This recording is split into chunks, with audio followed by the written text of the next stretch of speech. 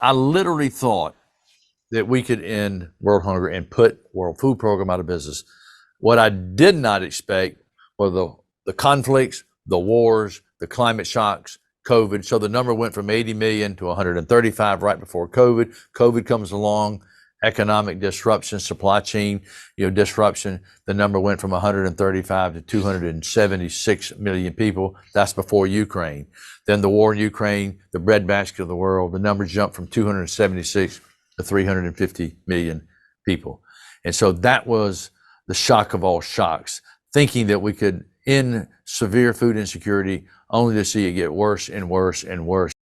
You're going to need more money, and I'm very worried about that, extremely worried. I know there's donor fatigue, but here's the situation. If you're not going to do it out of the goodness of your heart, you better do it out of your national security interests and or your financial interests.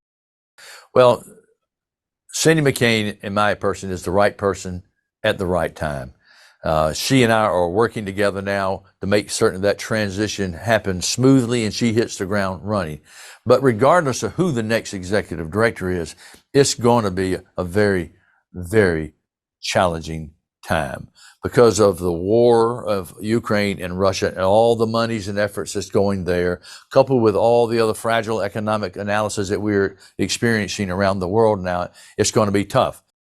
But the world has to understand that the next 12 to 18 months is critical. And if we back off the funding, you will have mass migration and you will have destabilization nations, and that'll all be on top of starvation among children and people around the world. This year alone, just at the World Food Program, our needs are about 23 billion. And right at this stage, I'll be surprised if we get 40% of it, quite frankly.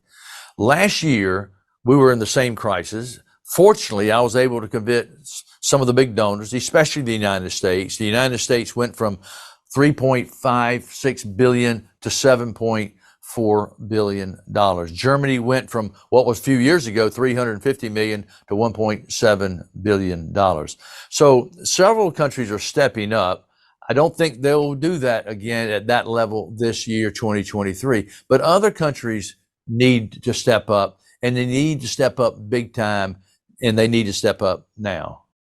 China's the number 2 economy in the entire world. Number 1 is the United States. The United States gave the World Food Program $7.4 billion last year. That comes to about $22 per American citizen. China, the number 2 largest economy in the world, gave the World Food Program $11 million, equating to about less than 1 cent per person.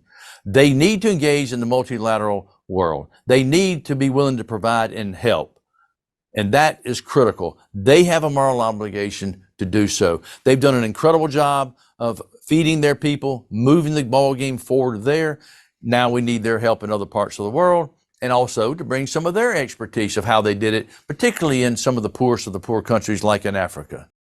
The world's wealthiest of the wealthy billionaires. They made unprecedented profits during COVID. Charity is not the long-term solution here. I know that, but we are in a crisis mode right now. And with $400 trillion worth of wealth, it's not too much to ask some of these multi-billionaires to step up and help us in this short-term crisis.